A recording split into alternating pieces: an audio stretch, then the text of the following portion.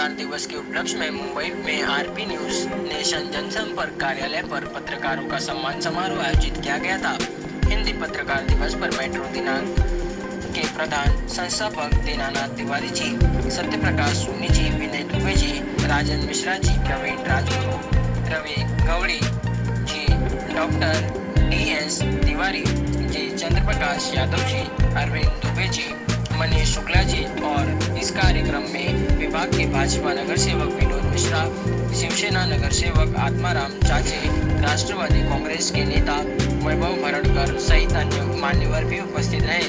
कार्यक्रम में RP news nation परिवार की ओर से दिल खोल कर सभी पत्रकारों को शुभकामनाएं दी गई।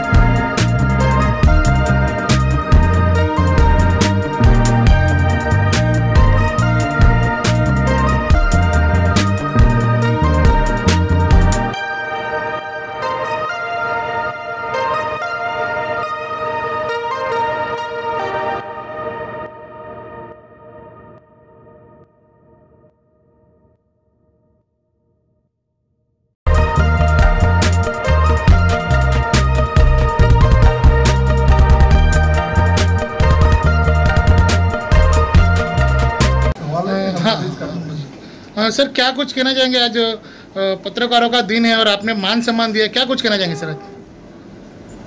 आज पत्रकार दिवस के उपलक्ष्य में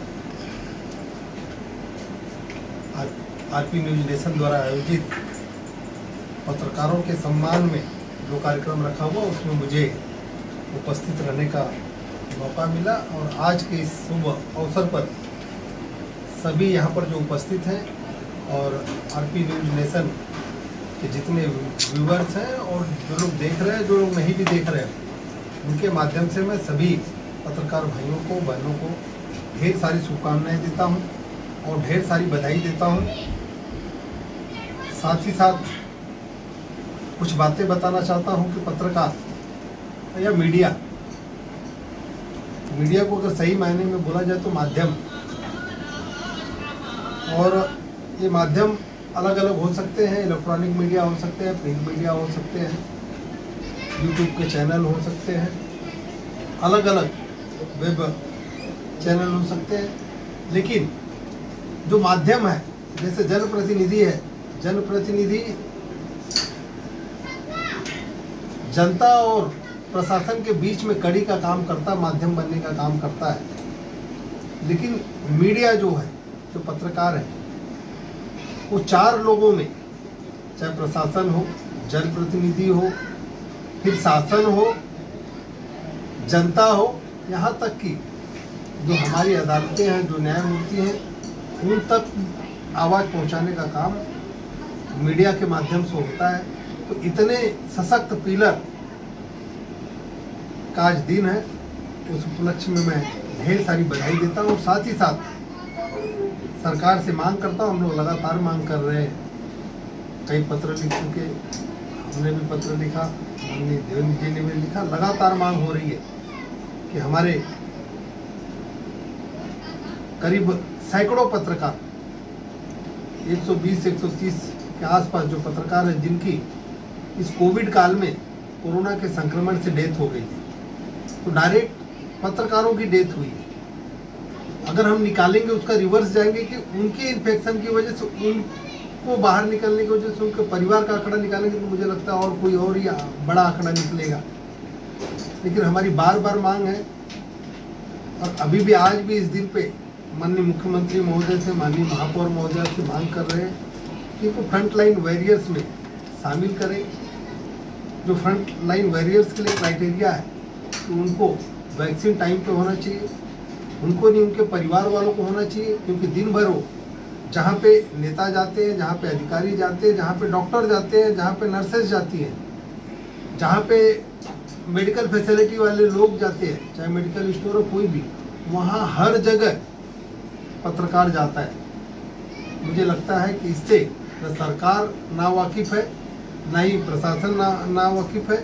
तो एकदम वैलिड मांग है और इसको तुरंत मंजूर करके इनको तो पहले वैक्सीनेशन करना चाहिए, इनके और इनके परिवार की लाइफ को सुरक्षित करना चाहिए।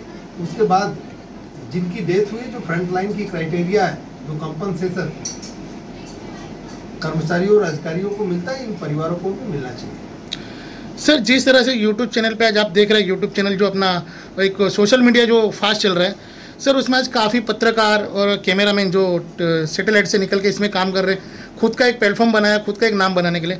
सर, आपको नहीं लगता जैसे हमारे ये पत्रकार है जो यूट्यूब चैनल से काम करते हैं, वो मुंबई में और महाराष्ट्र में बहुत सारे, तो आपको नहीं लगता कि इसको थोड़ा मान्यता देना चाहिए? क्योंकि आज भी कई पुलिस स्टेशन में अगर हम कहते हैं यूट्यूब चैनल से, वहाँ पर इज्जत नहीं मिलती है। तो सर, इसको महाराष्ट्र सरकार को कुछ इज्जत देनी चाहिए महाराष्ट्र में? सवाल देखिए, ये माइंड सेट का है कि लोग इज्जत इस्टेब्लिश लोग होते हैं, वो लोग भी चाहते हैं कि नए किसी का जन्म नहीं हो, किसी नए को कोई चैलेंजेस नहीं हो, नए को इज्जत नहीं मिले। और आज इस इलेक्ट्रॉनिक युग में, सोशल मीडिया के युग में, जो यूट्यूब चैनल है, वेब चैनल है, उसमें बड़े बड़े लोग, बड़े बड़े नाम मैं ले सकता हूँ, लोग आए हैं, अपना प्लेटफॉर्म क्रिएट किए, उस पर अपनी आवाज़ उठा रहे। कई सारे मुद्दों को उन्होंने आवाज़ भी दिया है और बड़े बड़े मुद्दों को उन्होंने लिया है। मुझे लगता है कि सरकार को छोटा बड़ा देख के नहीं, इसमें कहीं न कहीं गंभीरता से सोचने की ज़रूरत है। सबको सम्मान, सब काम एक ही कर रहे हैं, समाज में जागरूकता पैदा कर रहे हैं और गरीब, कुचले, दबे, बेरोजगार, शोषित, पीड़ित की आवाज़ शासन और प्रशासन तक पहुंचाने का काम कर रहे हैं। कोई किसी के व्यूवरशिप इंटरनेशनल होगा तो इंटरनेशनल करता होगा, किसी की व्यूवरशिप अगर लोकल होगी तो लोकल करते होंगे, काम सब एक कर रहे हैं, तो उनको उसी तरह से इज्जत मिलनी चाहिए, इसमें कोई दो मत नहीं है। और आप बताएं इसके बारे में डिटेल्स में, जो सरकार के पास आवाज़ उठानी होगी, जो बात रखनी होगी, हम लोग रखेंगे। और सर, आप क्या कुछ कहना चाहेंगे आज के दिन के लिए? आज हिंदी पत्रकारिता दिवस की शुभ अवसर पर आरपी न्यूज ने जो आज पत्रकार बंधुओं का सम्मान रखा है, इसका मैं राष्ट्रीय पत्रकार संघ के अध्यक्ष के नाते मैं उनका हार्दिक स्वागत करता हूं, हार्दिक अभिनंदन करता हूं। जैसा कि आप जानते हैं कि हिंदी पूरे देश की मणि के समान है। जिस तरह से शरीर में एक जान है, जान की जितनी कीमत है उतनी एक हिंदी का पूरे भारत में सबसे ज़्यादा जाने जाने वाली, बोलने वाली और लोगों को एक से दिल से जोड़ने का जो काम करती है वो हिंदी करती है। आज वो हिंदी पत्रकारिता दिवस का वो दिन है, ये बहुत बड़ी सौभाग्य की बात है।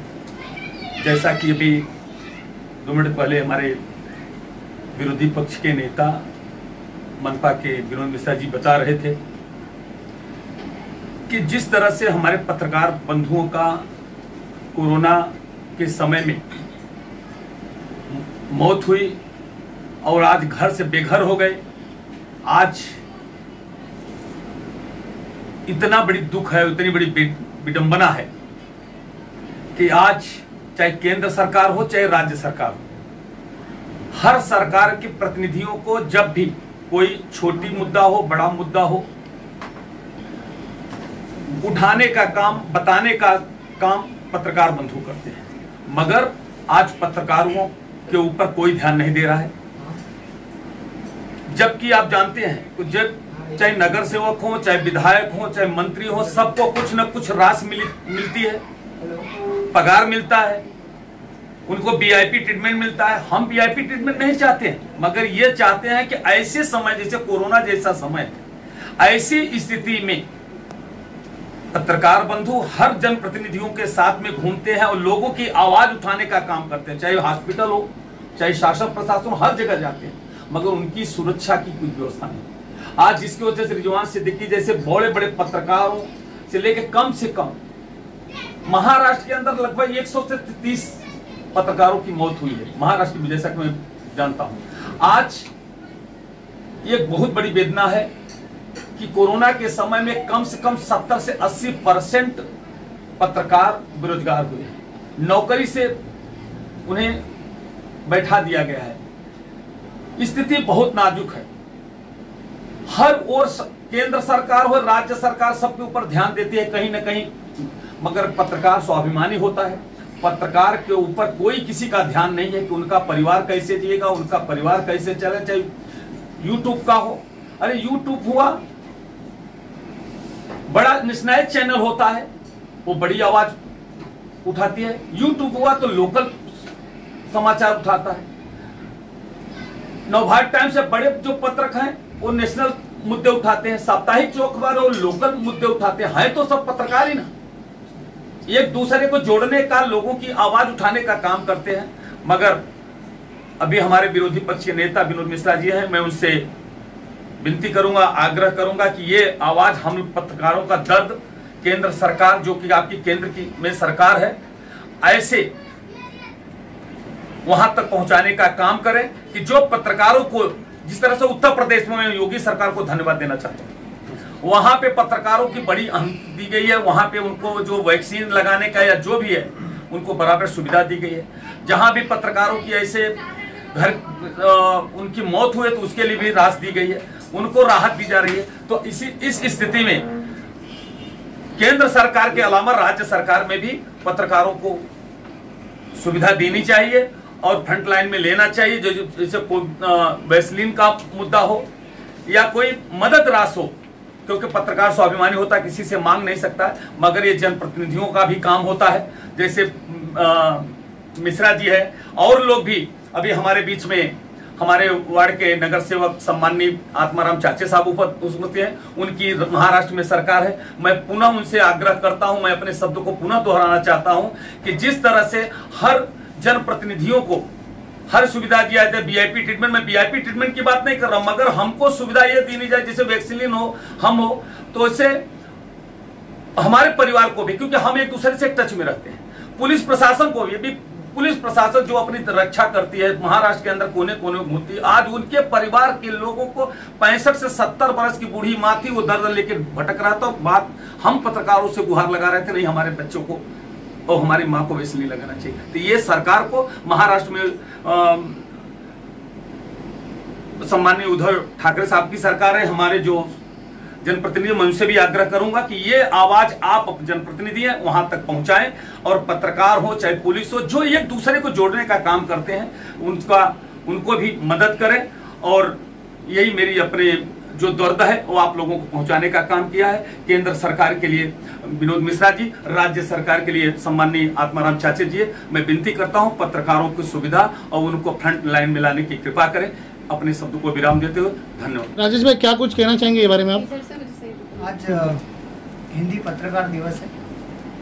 जैसे कि आप जानते हैं कि पत्रकार अपने धर्म से, अपने कर्म से और अपनी पहुंच से जो भी करने की कोशिश करता है वो करने का पूरा प्रयास और पूरा संभव प्रयास करता ही रहता है। उसके बीच जिस तरीके का आपका शुरुआती में सवाल था, पत्रकारों को सम्मान न मिलना, इसी उद्देश्य को ध्यान में रखते हुए मैंने आज पत्रकार दिवस पर जो हमारे पत्रकार भाइयों को भूल जाते हैं, जिन्हें याद दिलाने की ज़रूरत पड़ती है कि आज पत्रकार दिवस भी है। आपके आसपास में जो छोटे मोटे यूट्यूबर्स हैं, बड़े बड़े सैटेलाइट चैनल्स हैं, या आपकी आवाज़ उठाने वाला कोई भी सोशल मीडिया का प्लेटफॉर्म है, वो भाई आपके लिए दिन रात आपकी सेवा में लगा रहता है। मगर इस पत्रकार दिवस पर भी आप उनको एक शुभ चिंतक या शुभेच्छा देने के लिए आप एक उनको मैसेज नहीं करते हैं। इस बात को ध्यान में रखते हुए मैंने आज मुंबई के सभी पत्रकारों को, चाहे वो किसी भी स्तर पे हो, सैटेलाइट से लेकर, बोलते ना गली से लेकर दिल्ली तक, सारे पत्रकारों को मैंने यहाँ पर बुलाया और सभी को सम्मान देने का पूरा प्रयास किया है और आजीवन उनको इस तरीके का सम्मान देता रहूँगा। आपके माध्यम से यही बताना चाहता हूँ कि गली के या दिल्ली के किसी पत्रकार पे कुछ अन्याय होता है, मुझे पता चलेगा तो यथाशक्ति यथाभक्ति और जो भी मैं कर पाऊँगा, हमारी पूरी टीम उनके साथ कंधे से कंधा मिला के खड़ी रहेगी और जो भी उनके साथ अन्याय होगा उसके खिलाफ हम आवाज़ उठाते रहेंगे। मुंबई रफ्तार न्यूज़ की खबरें पसंद आने पर हमारे YouTube चैनल को सब्सक्राइब करें और लाइक करें।